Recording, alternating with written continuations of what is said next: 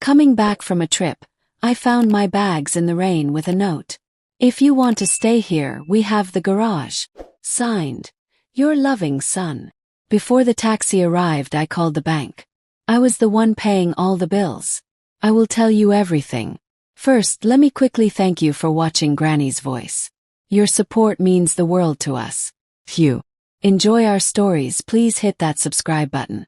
Tell us in the comments what country you're watching from. We love hearing from you. Today's special shout out goes to Dora Person from Rocky Mount, USA.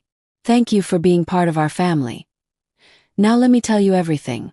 I stared at my 3 wet suitcases sitting by the front door, water dripping from their corners. After 10 days visiting my sister in Florida, all I wanted was to collapse in my favorite chair with some hot tea. Instead, I found myself locked out in the pouring rain. Thunder rolled overhead as I picked up the soggy note stuck to my biggest bag. The handwriting was messy, rushed. If you want to stay here, we have the garage. Your loving son, Michael. My heart sank as I read those words again. I'd lived in this house for 40 years. Michael and I had painted every room together when he was 12. We'd built that treehouse in the backyard.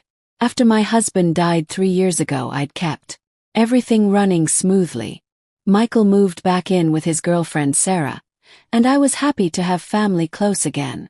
But I was the one still paying for everything. I grabbed my phone and called the bank before the taxi even left, needing to check what I already knew. Yes, Mrs. Peterson, we show your payment of $2,100 went through yesterday as usual, the nice lady on the phone told me. Thank you, I whispered, hanging up.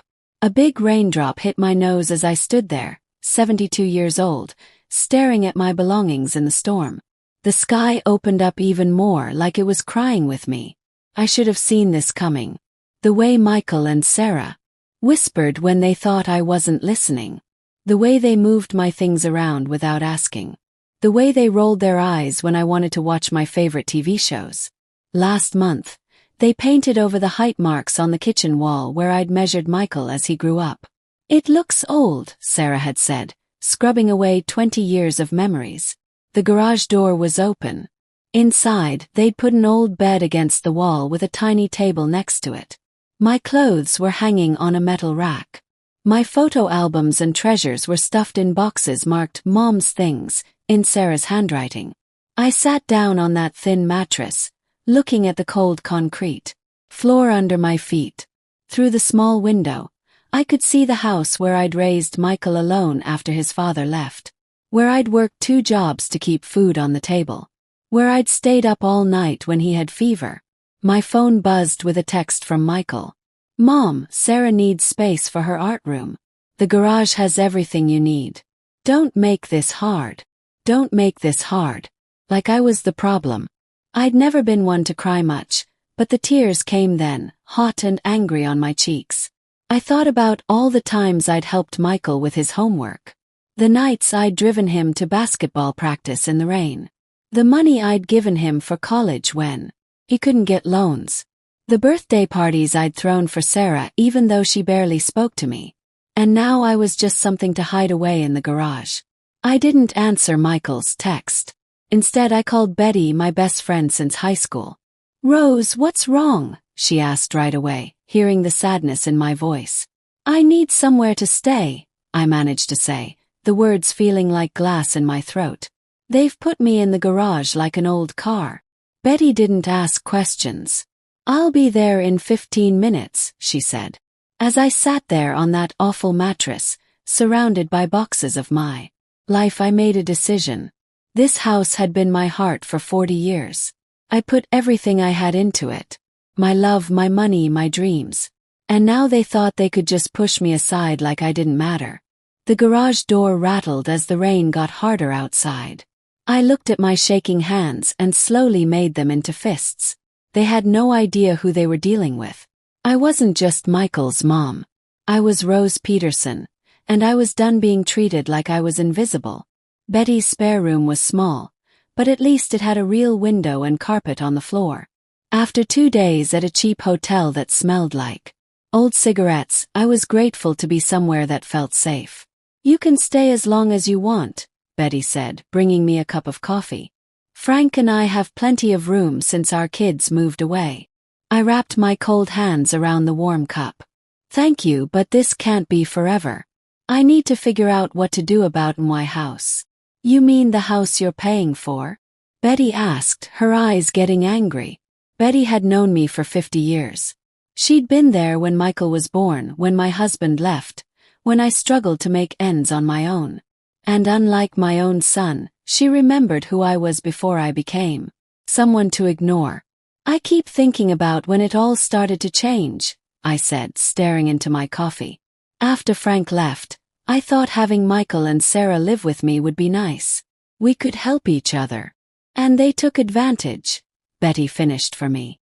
The memories came flooding back like a broken dam. 2 years after they moved in, Sarah started changing everything. My suggestions were ignored. My belongings disappeared. You know what Sarah said when I asked where my wedding photos went? Asked Betty. We need to make the house more modern. Old pictures are depressing. As if my entire life was just junk to throw away. Betty reached across the table and took my hand. What about Michael? Surely he stood up for you. I laughed, but it sounded bitter even to me. Michael said I was being difficult. That I needed to accept that things change. My own son chose his girlfriend over his mother. The control had happened so slowly I barely noticed. First, they took over the kitchen, complaining about my cooking.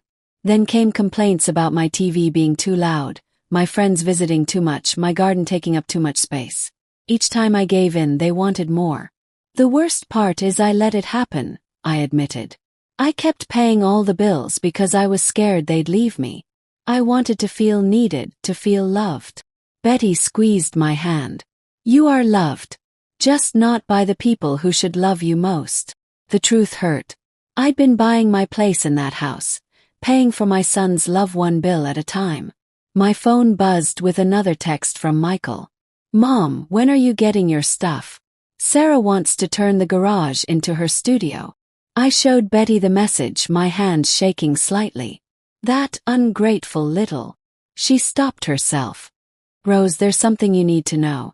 I didn't want to tell you because I knew it would hurt. But you deserve to know the truth. My stomach felt sick. What is it? Last week at the grocery store, I ran into Sarah. She was talking loud on her phone about selling the house. They want to buy that new place by the lake. The world seemed to spin. They're selling my house. They think it's their house, Betty said gently. And legally, I guess it is. But morally, that's different.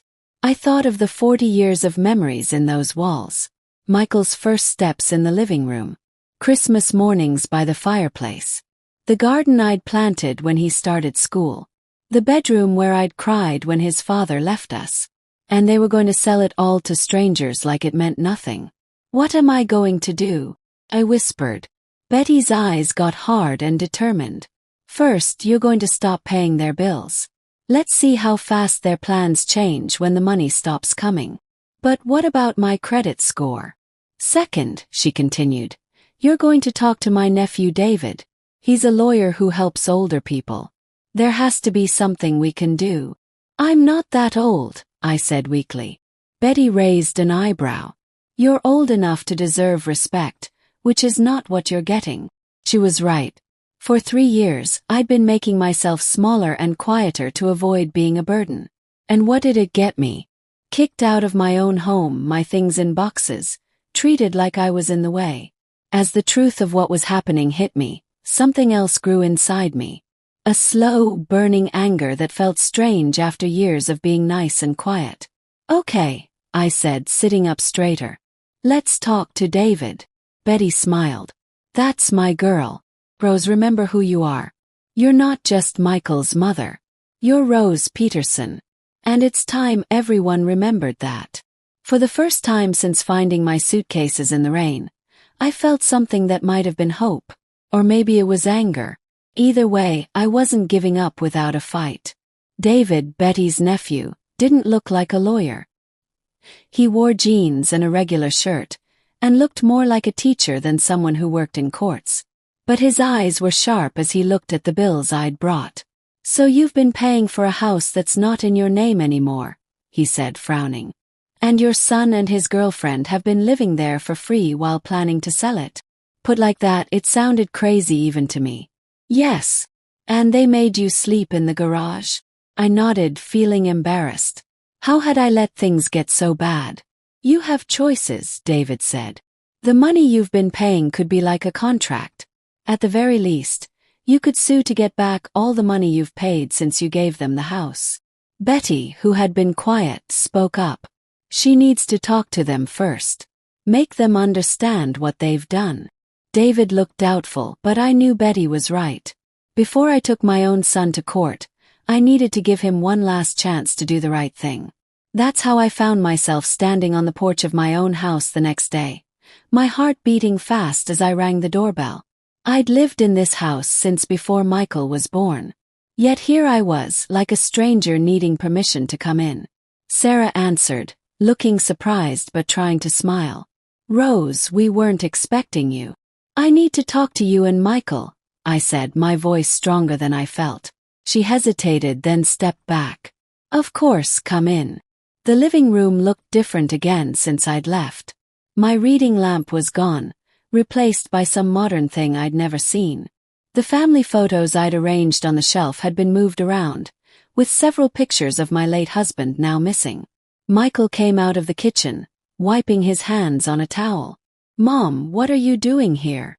I came to talk about the house, I said. Betty told me you're planning to sell it. They looked at each other, confirming everything. We were going to tell you, Michael said, not looking at me. Once we figured out all the details. Details, I repeated. This was my home for 40 years. Your father and I bought this house. I raised you here. Sarah sighed dramatically. Rose, we understand you have feelings about it, but we need to do what's best for our family now. Your family, I repeated. And what am I? An uncomfortable silence filled the room. Mom, Michael finally said, talking to me like I was a child. You signed the house over to us. We appreciate everything you've done, but it's our house now. We decide what happens to it. I took a deep breath. I've been paying all the bills for the past 3 years. Every month, $2,100 from my account to keep this roof over your heads. Another look between them. They'd known all along. That was your choice, Sarah said coldly. We never asked you to do that. My hands started to shake. I did it to help you because that's what family does. And we're grateful, Michael said, though he didn't sound grateful at all. But that doesn't change anything. The house is ours. So my 40 years here, my money, my place in this family, none of that matters?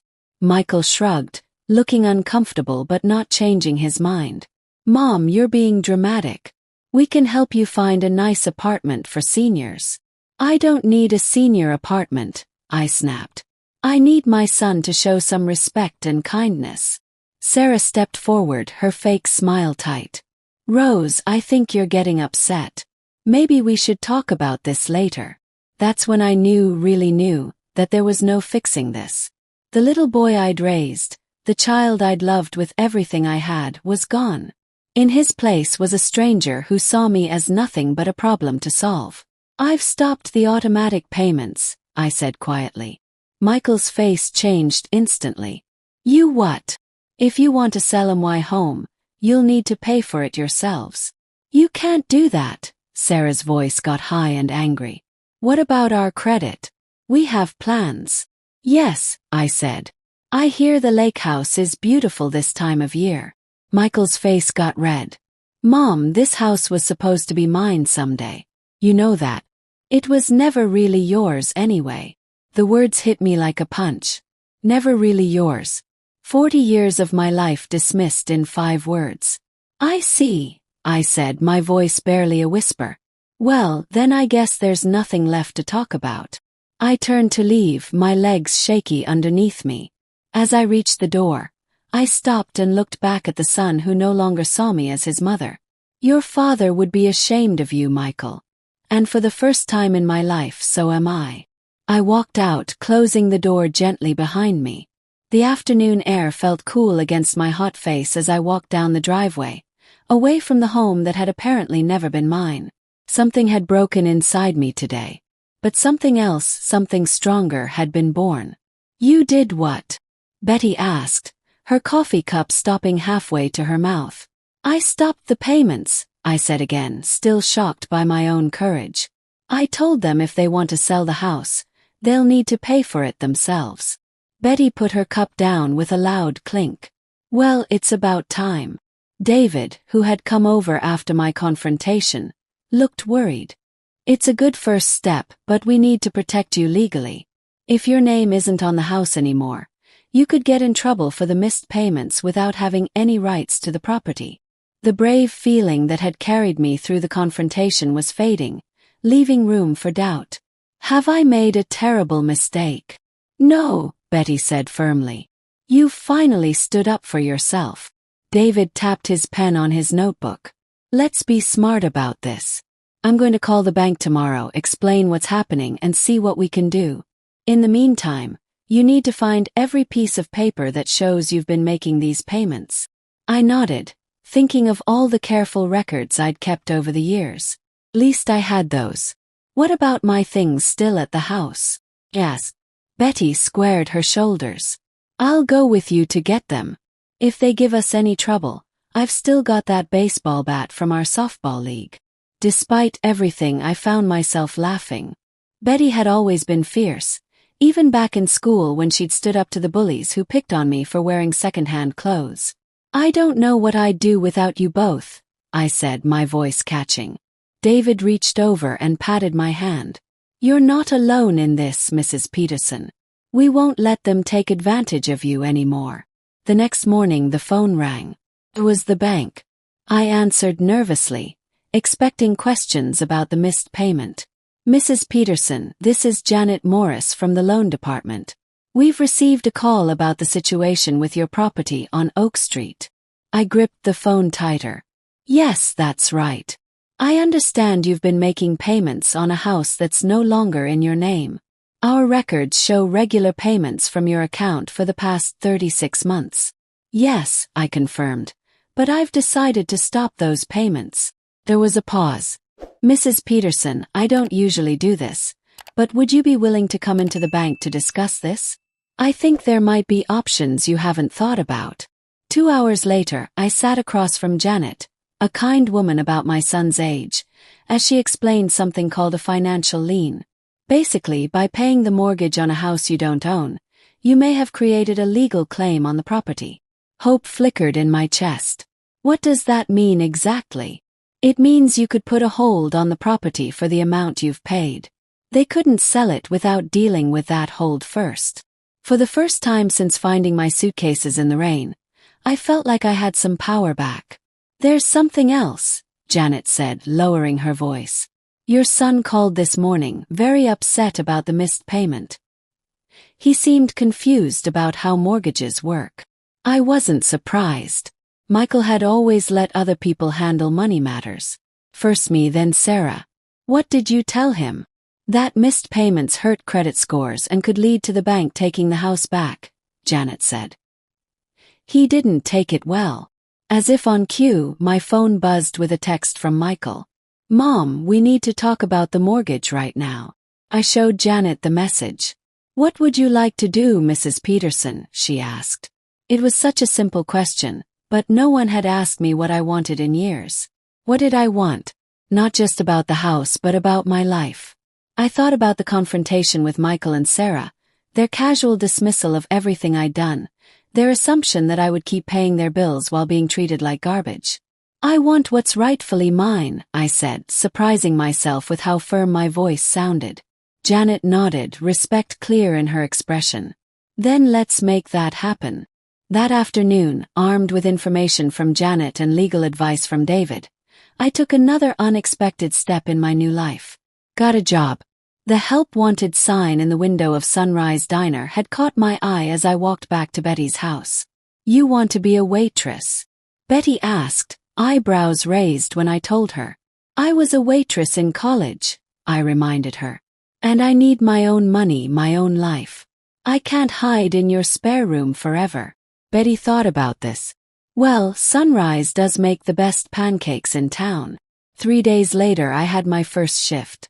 My feet hurt and my back ached by the end of it, but the tips in my pocket were mine, earned by my own hard work. The simple joy of that was something I hadn't felt in years. When I got back to Betty's house, tired but oddly happy, there were 8 missed calls from Michael on my phone. I listened to the first voicemail. Mom, the bank called about the mortgage. They mentioned something about a lien. What are you doing? Call me back right now. I deleted it without listening to the others. For once, Michael would have to wait for my convenience, not the other way around. Betty brought me a glass of lemonade and sat next to me on the porch. How does it feel? She asked softly. I thought about the question, watching the sunset paint the sky orange and pink. It feels like I'm finally waking up, I said. Like I've been sleepwalking since my husband left. And now you're Rose again, Betty finished for me. I nodded, raising my glass in a small toast. To Rose Peterson. It's nice to finally meet her again. After 4 weeks of working at Sunrise Diner, I had found a routine that felt surprisingly good. My tips were small but steady, and the work kept my mind busy. More importantly, I had a purpose again, somewhere to be, people who counted on me, a life that was completely my own. Which is why seeing Michael standing nervously by the cash register sent a shock through me. Mom, he said. His voice softer than I'd heard it in years. Can we talk? Linda, the owner, caught my eye from behind the counter. Take 20 if you need it, Rose. I nodded and led Michael to a corner booth away from my regular customers who had become like friends. You look different, he said, studying me. I smoothed my apron. I am different. Michael shifted uncomfortably. Mom, about the house. I'm not discussing that here, I interrupted. If that's why you came, you're wasting your time. Please, he said, desperation creeping into his voice. Sarah and we're in real trouble. The bank called about a lien, and our credit score is dropping because of the missed payments. I looked at my son, his expensive watch, his perfectly styled hair, the subtle smell of cologne that probably cost more than I made in a week at the diner. Everything about him screamed comfort and privilege, a life cushioned by other people's sacrifices. What do you want from me, Michael? He leaned forward. We need you to remove the lien and start making payments again, just until we can sell the house. The sheer nerve of it almost made me laugh. And what do I get in return? We'll make sure you're taken care of, he said, as if offering me a great gift. There's a really nice senior community in Maplewood. Stop, I said, holding up my hand. I'm not interested in being taken care of. I've been taking care of myself and you for years. Mom, be realistic. You can't keep working here. He gestured around the diner like it was beneath me. You're almost 70. 72, I corrected. And I'm doing just fine. Michael's face got hard, his mask of fake concern slipping. Fine. What do you want? Money from the sale. I studied him, this stranger wearing my son's face. I want my home back. He blinked, then laughed nervously. That's impossible. We've already put an offer on the lake house. Not my problem. Michael's expression darkened. It is your problem if you want to see Emma again, if you want any relationship with us. The threat hung in the air between us, ugly and clear. My own son was using my love for his daughter as a weapon against me. Are you threatening to keep Emma away from me? He had the decency to look slightly ashamed, but kept going. I'm just saying that families need to support each other. Sarah and I have plans for our future, and you're standing in the way. The way I stood in the way when I paid for your college, or when I watched Emma every weekend so you and Sarah could go out, or when I signed over the house and kept making payments so you could buy that boat last year. Michael flushed red. That's not fair. No, I agreed. It's not. My break was almost over. I slid out of the booth and stood up, straightening my uniform. I need to get back to work. Mom, please. Michael's voice cracked slightly. We need this. The lake house is perfect, We can't lose it. For a moment, I saw the little boy who used to run to me with scraped knees, looking for me to make everything better. But that boy was gone. In his place sat a man who saw me as nothing more than a way to get what he wanted.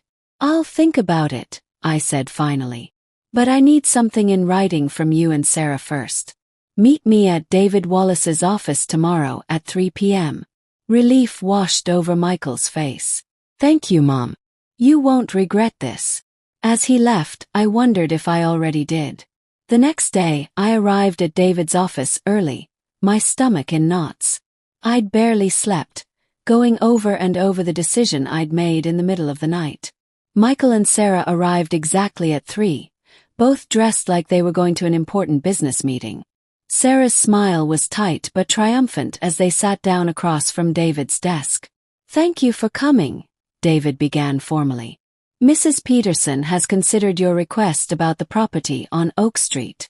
We appreciate that, Sarah interrupted smoothly. We're sure we can reach an agreement that works for everyone. David slid a paper across the desk. This is what Mrs. Peterson proposes. Michael picked it up, reading quickly.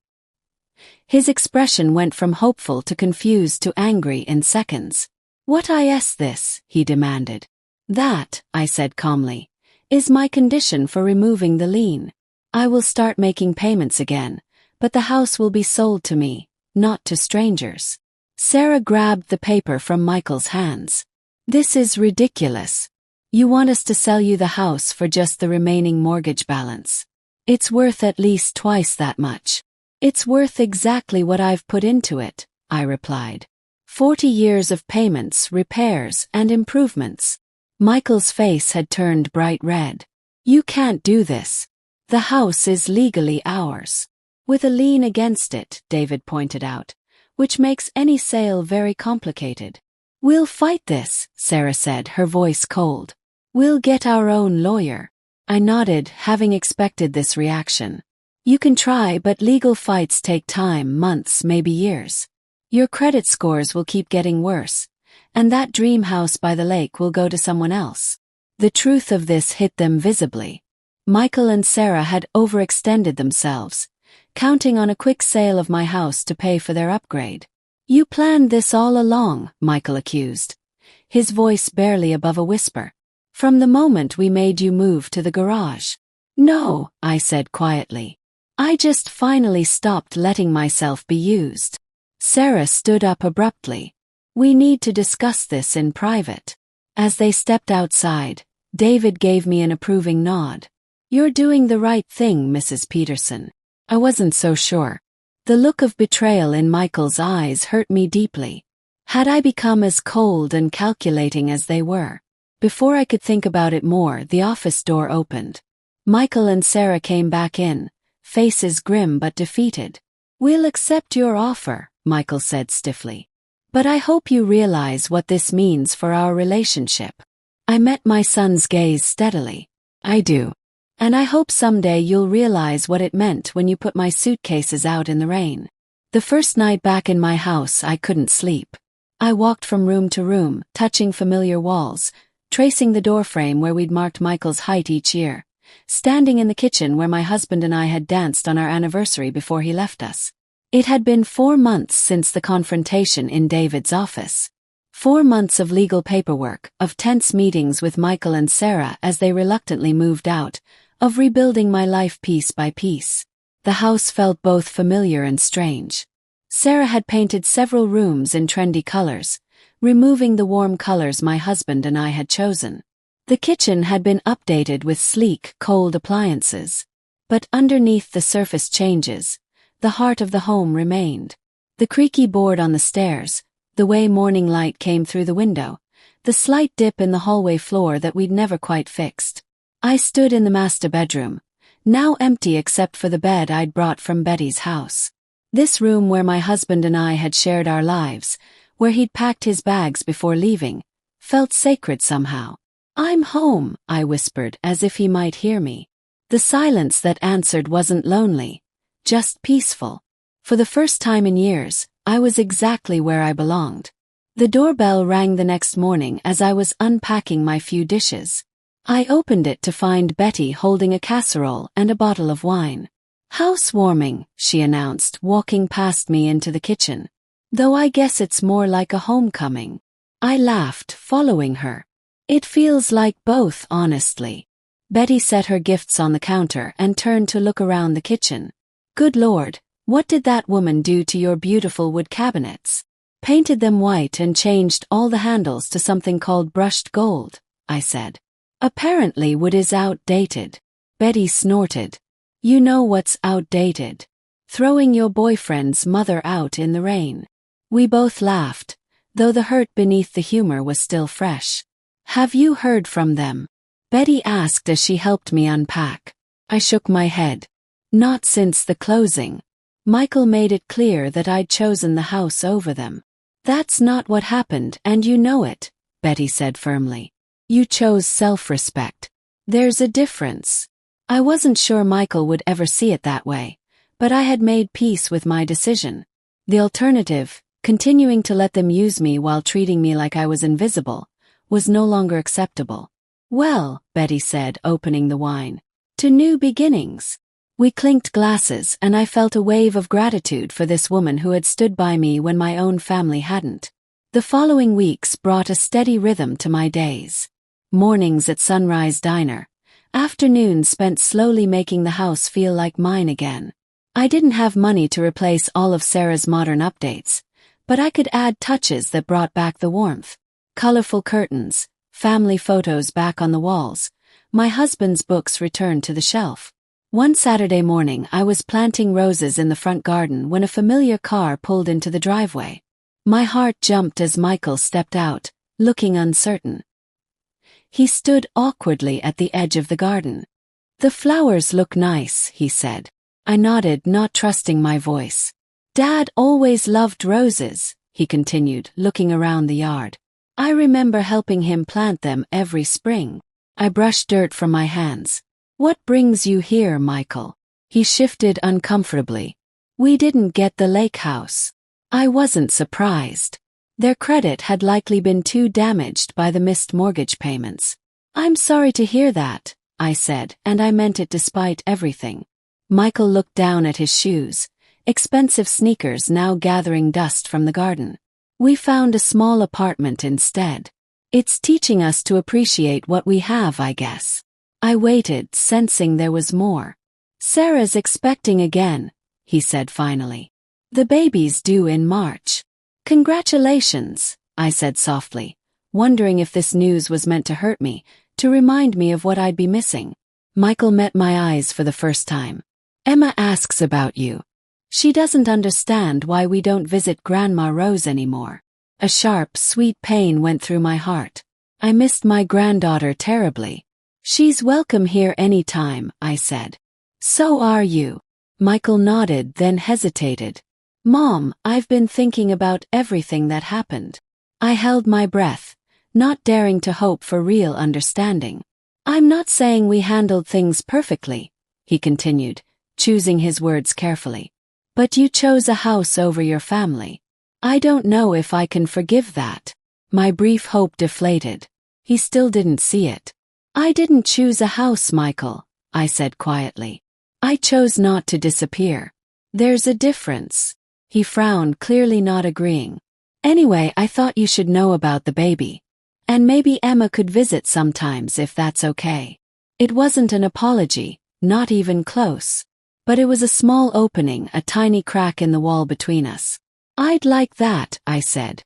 After Michael left, I sat on the porch swing, thinking about our conversation. The relationship with my son was damaged, maybe beyond repair.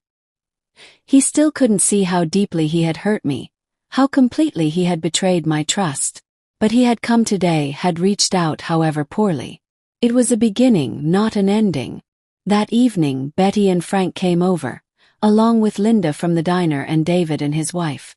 We sat in my backyard, the same yard where I'd taught Michael to ride his bike, where my husband and I had barbecued on summer evenings, where life had unfolded in all its messy beauty. As darkness settled around us, conversation flowing easily among these people who had become my chosen family, I felt a deep sense of peace wash over me. A toast, Betty declared, raising her glass. To Rose Peterson, who reminds us all that it's never too late to take back your life. Everyone clinked glasses, smiling warmly at me. Later, as the stars came out in the clear summer sky, I sat alone on the porch, listening to the familiar creaks and sighs of my house. I thought of my husband, of the life we'd tried to build, of the son we'd raised who had somehow lost his way. I thought of the woman I'd become in these past months. Stronger, more determined, unwilling to be pushed aside for anyone's convenience. The house around me wasn't just walls and a roof. It was proof of survival, of strength, of the quiet, unstoppable power of a woman who had finally learned to value herself. I was home not just in this house but in my own life. And for the first time in years, that life stretched before me, full of possibilities that were entirely my own. 3 months later, I was wiping down tables at the diner when I heard a small voice call out, "Grandma Rose!" I turned to see Emma running toward me, her arms outstretched. Behind her, Michael stood in the doorway, looking nervous but hopeful. I scooped Emma up in my arms, breathing in her sweet little girl smell. "I missed you so much, sweetheart." "Daddy said you moved to a new house," Emma said, touching my face with her small hands. "Can I see it?" "Of course you can," I said, looking over her head at Michael. "Would you like to come for dinner tomorrow?" Michael nodded, his eyes slightly wet. "We'd like that very much." As I held my granddaughter close, I realized something important. I hadn't just saved my house, saved myself.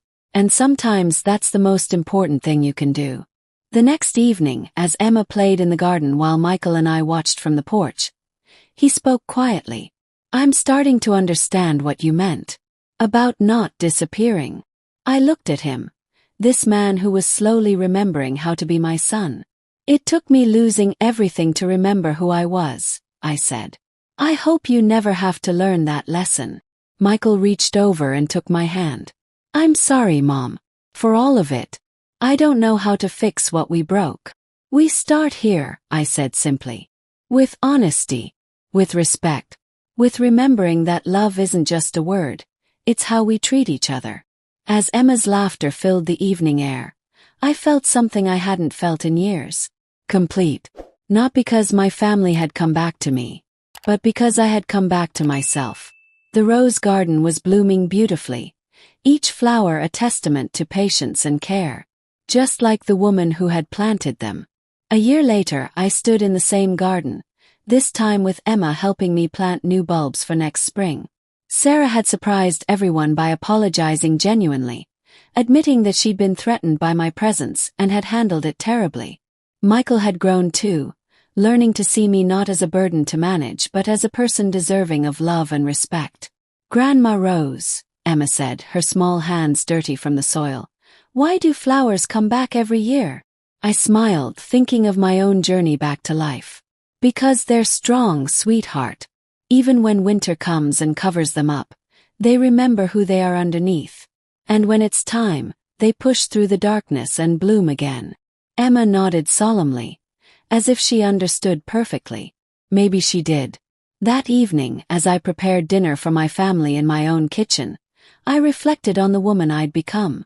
The woman who had stood in the rain with her suitcases, broken and discarded, was gone. In her place stood someone stronger, someone who knew her worth, someone who would never again allow herself to be treated as less than she deserved. My phone buzzed with a text from Betty.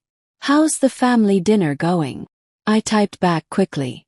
"Perfect. Thank you for helping me remember who I am." "You always knew," came her reply. "You just needed to believe it."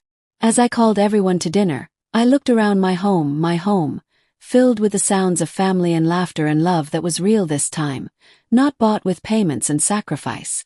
I had learned the hardest lesson of all. Sometimes the most loving thing you can do is refuse to be unloved. Sometimes standing up for yourself isn't selfish, it's necessary. Sometimes saying no to being treated badly is the only way to teach people how to treat you well. The rain that had soaked my suitcases that terrible day seemed like a lifetime ago. That woman, desperate and displaced, had found her way home. Not just to a house but to herself. And that, I realized as I watched my son help his daughter wash her hands, as I saw the respect in his eyes that had been missing for so long, was the most important journey of all. The one that led me back to Rose Peterson, a woman worth fighting for, a woman worth loving, a woman worth being. I was finally, completely, beautifully home.